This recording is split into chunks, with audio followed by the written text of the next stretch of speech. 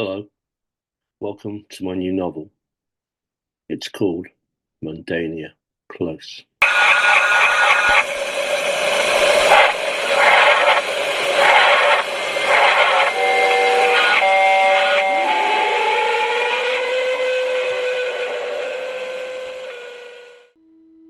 He is here, Abaddon, the Destroyer, Angel of the Abyss.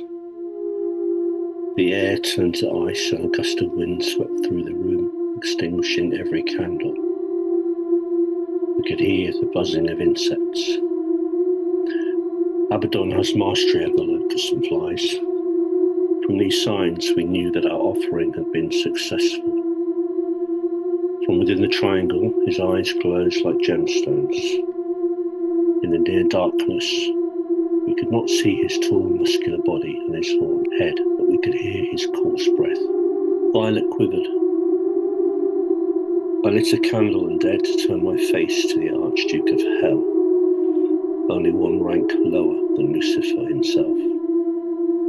With a single thought, he could have cast our bodies into the bottomless pit.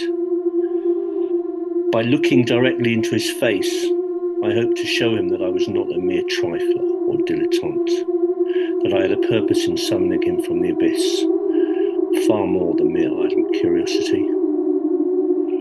Abaddon, the Greek's Apollo, whose name means destruction, stepped from the triangle.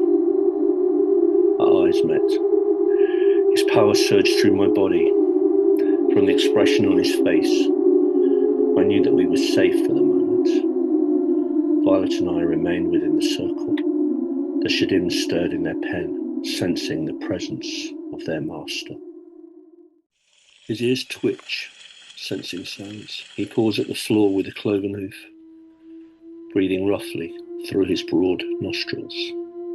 The Hell's Angels have arrived. The leader is a puny fellow in a black leather coat, all swagger and braggadocio. He shines a torch into the room, clearly surprised by its size and the curious patterns that are marked on the floor and walls. His clothes are ripped and stained, so are those of the raggle-taggle group of men behind him. Viking raiders must have looked like this.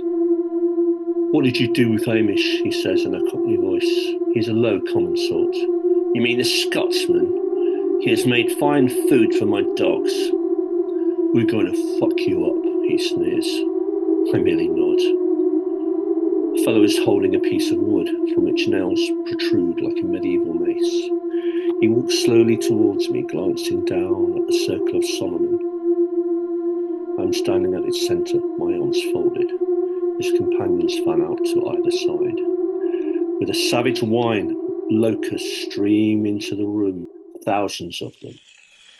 The creatures clamp themselves to the intruders' faces. They begin to bite.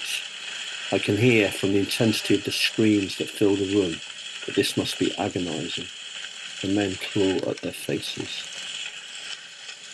Abaddon reveals himself from the shadow. He carries a billhook that has been sharpened in the forges of hell. I count the trunks of 13 men swimming in gore. I become aware that the Dark Lord is standing next to me. My head reaches the height of his chest. He reaches down. His clawed hand is like a knight's armoured gauntlet. His talons pierce the gang leader's eyes. He tears off the man's face, brings the delicacy to his mouth, and eats it. The attack is over.